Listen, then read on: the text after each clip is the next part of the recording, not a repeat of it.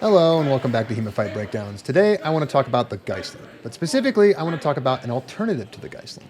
You see, I made a whole video about the geisling and how it's perfectly valid and sometimes technically sound choice.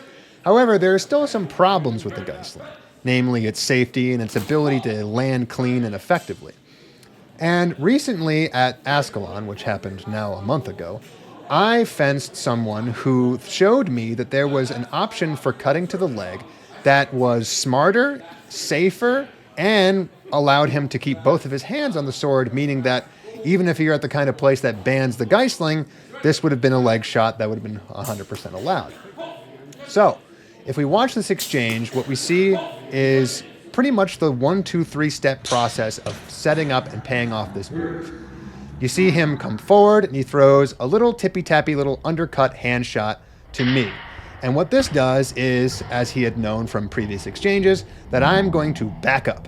When I do, you can see my front foot go backwards, and I pull my hands back a little bit, making sure that they're staying safe from this attack. The second he sees me pull back, he then pulls his upward slicing cut and then comes down with another cut towards my leg. Now, you might be wondering why this is different than any other person who just walks up and tries to hit you in the leg. And the answer is that it plays into a very common pattern that I see a lot of fighters, including myself, do, which is if they have committed to exiting an exchange, which I am doing right here, where I'm pulling my hands and my feet backwards, and basically what I'm doing is I'm signaling to my opponent that I'm not going to attack them right then.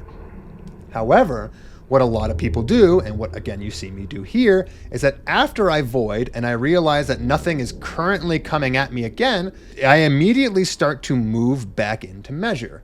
I take my feet and I take my hands and I put them back where they were.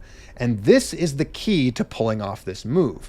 Because if you do exactly what my opponent does here, and you bait someone into going backwards, what you can reliably predict is that they're going to, without any further attack from you, start moving back into the position that they were in. If you use this opportunity as an opportunity to strike somebody in the leg, you are giving yourself the same advantages that a geisling normally has, namely distance and timing.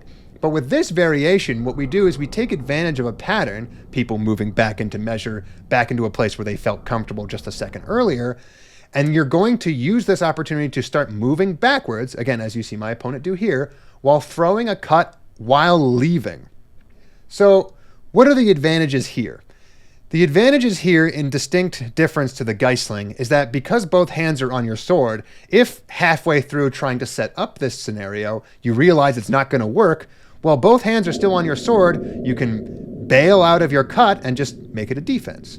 More importantly, after you land your cut, you don't have to do what you have to do with geislings, which is spend the next 4 seconds panicking and pooping your pants because you now have to bring your sword in one hand back to your other hand so that you can get back into a position where you can do literally anything. It's always known that anyone who misses a geisling is extremely open to be hit back, whereas if you miss even completely one of these two-handed leg cuts, you're not in that same vulnerable position. It's not necessarily true that someone is going to immediately bum rush you the second they see you miss this, because both of your hands will be on your sword, and at worst you'll be pivoted slightly in an angle that's not exactly conducive to defense, but at least you'll have something that you can do. The other thing that I think is very important to point out with this is that it works off of a much more universal setup. The geisling has a problem in that there's only a couple positions that you can throw a geisling from. And more importantly, if you want it to be good, you have to throw it with your non-dominant hand at the bottom of the sword, which means that you can't really throw meaningful setup cuts or threats while you're going to perform the geisling, because at some point you have to let go with one of your hands and whip that sucker as hard as you can. The issue here is that when you're really good at recognizing geislings and when they're going to come, you start to realize that there's only a few positions and setups that you can do it from. And as long as you're aware of that, you can honestly start predicting geislings to the point where they become a lot harder to pull off on you. This is, of course, why I think everyone should have some geislings thrown at them every once in a while. And probably more importantly, that they should train it in class. Because in my opinion, one of the best ways to learn how to beat something is to learn how to do it yourself.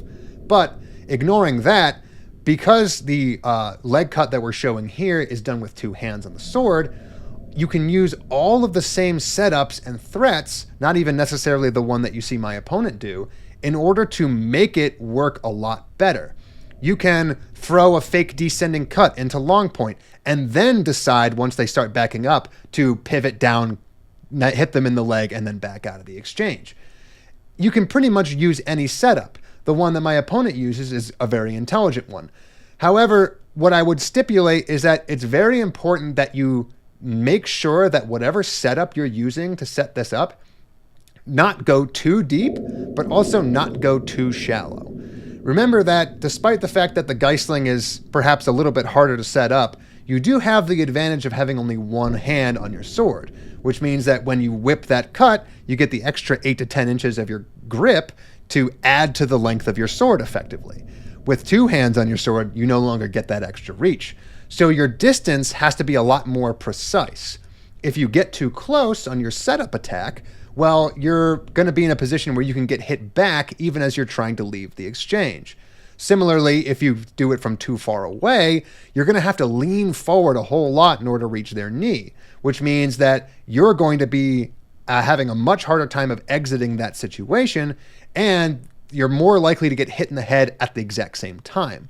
This, I think, can work significantly better than the geisling in more situations, while also not getting you yelled at or banned from tournaments because people are just maybe a little bit too pissy about one-handed leg cuts. If they really genuinely believe that this is somehow less martial than a geisling because I don't find it in any manual, well, I don't think anyone's going to argue that. And more importantly, you're doing it with better structure, better safety, and better setup, which means chances are you're not going to hurt anybody, and this move is certainly not going to get banned from a tournament. So it's a win-win-win. But of course, if you don't think that's a good idea, or if you just want to argue with me generally and write me a nice long essay, feel free to do so in the comments, and I'll see you next week.